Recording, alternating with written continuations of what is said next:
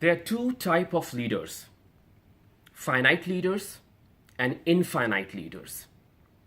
Finite leaders are different from infinite leaders. You find a lot of finite leaders, but not many infinite leaders. There are three important characteristics, there are three important attributes that differentiate a finite leader from an infinite leader. The first one is the leadership style. Finite leaders develop organizations based on assigned leadership. Infinite leaders build organizations based on emergent leadership. The second one is the way they communicate. Finite leaders communicate one way. Infinite leaders communicate both ways. The third one, finite leaders focus on outperforming others. Infinite leaders focus on outperforming themselves. Let me start with the first one, assigned leadership versus the emergent leadership. There is a famous French quotation that says, if you want to build a ship, do not drum up people to collect wood, and do not assign them task and work. Rather, teach them how to last the intense immensity of the sea. And that's the point. Assigned leadership focuses on having bosses. While bosses are supposed to lead and have leadership role, there is no guarantee, there's absolute no guarantee that they also have the best ideas to motivate their employees to innovate. On the other hand side, emergent leaders inspire. Emergent leaders are respected. Emergent leaders are followed by their team. We have organizations around us that are looking into this new trait of emergent leadership.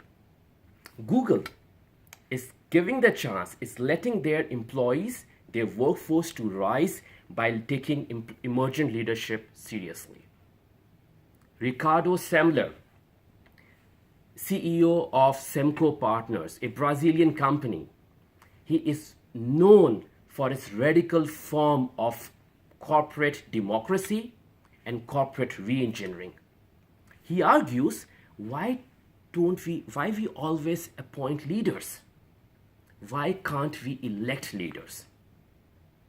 When we elect leaders, we have the endorsement, we have the approval of all their subordinates. And it's not difficult to find volunteers in your organization who are willing to step up their game and want to lead. So once again, finite leaders focus on assigned leadership. Infinite leaders build organizations based on emergent leadership. The second aspect is the communication. Finite leaders communicate one way. Infinite leaders communicate both ways. Finite leaders focus on speaking. Finite leaders speak when they are with their teams. They listen only when they are with their bosses. Finite leaders are taught to be the first and to be the loudest. Finite leaders start a conversation sharing their plans, leaving any feedback towards the end, and then they wonder why they don't get any feedback. Or they get feedback only when they conduct anonymous surveys. Infinite leaders listen. Infinite leaders let others speak before they open their mouth.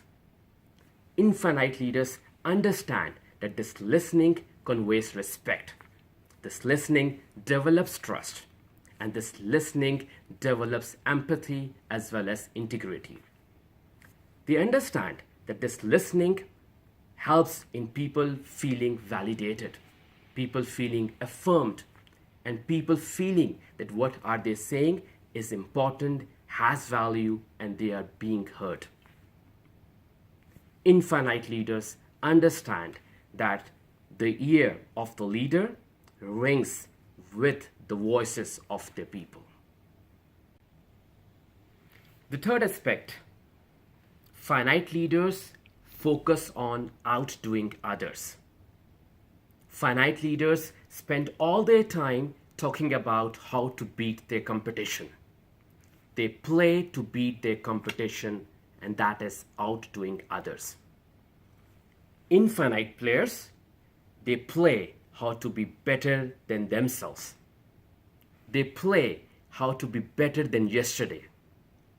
They focus their energies on developing the product which is better than yesterday. They focus on developing a workplace which is better than yesterday. And that is outperforming themselves.